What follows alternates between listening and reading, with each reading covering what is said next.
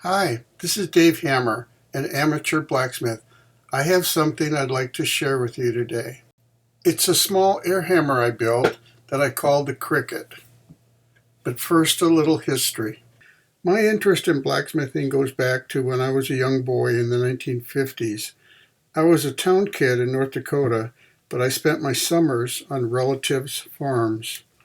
One had a blacksmith shop, others took damaged equipment to blacksmiths for repair. I watched, was intrigued, but had no involvement except sometimes pumping the bellows for my uncle that had the blacksmith shop on his farm. Fast forward through school, some time in the military, and a civilian career involving computers. When I retired in 2003, I decided my retirement hobby was going to be blacksmithing, second to spending time with my grandkids. I had already played with blacksmithing a little. I took some beginning classes and was hooked. I participated in several online blacksmith forums from the start, learning about power hammers. I went to conferences to see people demonstrate and meet other blacksmiths. After a couple years, I was using mechanical power hammers. The forums were buzzing about home-built air hammers that sounded interesting.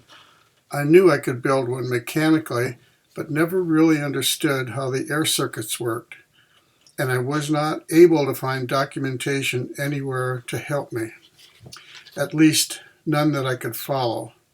Finally, about a year ago, I decided it was time for me to scratch that itch. I had diagrams I had found online.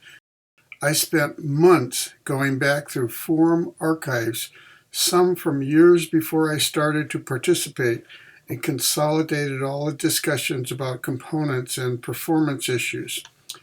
I had compiled a list of components, a diagram, and a desire to learn how it all actually works.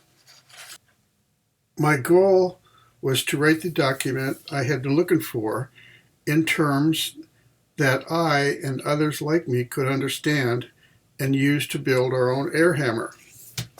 It took a few weeks to organize and write the first iteration of the document.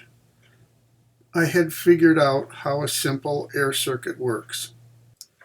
The diagram and installation process I have documented includes some performance enhancement guidelines and additional features, such as single hit and clamping.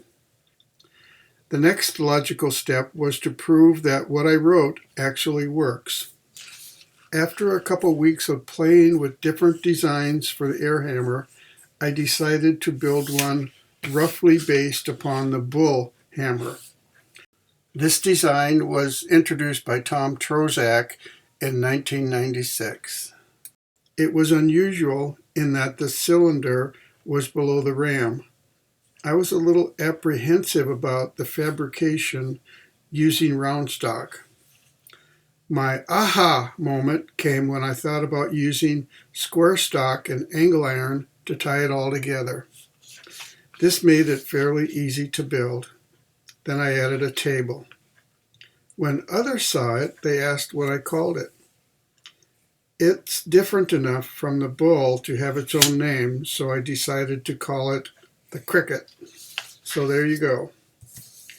During the development, I posted pictures and videos on Facebook, and it generated a lot of attention because of its size. I took it to several conferences, and it had the same reaction. I decided to share what I have learned and how to build it. I believe that if you can weld, have reasonable fabrication skills, and have access to fairly basic metalworking tools, you can build this hammer. There is a series of 10 videos that show how the original Cricket was built, and one more that covers additional advice and lessons learned. I am planning on having a website that will have the operations and air circuit document, as well as a forum and an ever-expanding FAQ, frequently asked questions. That is, if there's enough interest to maintain the website.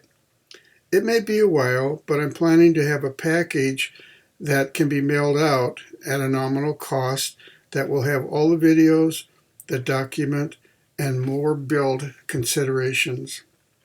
I expect the greatest interest in building this hammer will be by hobby blacksmiths that have limited space and budget. The Cricut build videos can be found on my channel, David Hammer, identified as Cricut Build Part 1 through Part 11. I will put up another short YouTube video when the website is ready for public access. This has been Dave Hammer. Thanks for watching.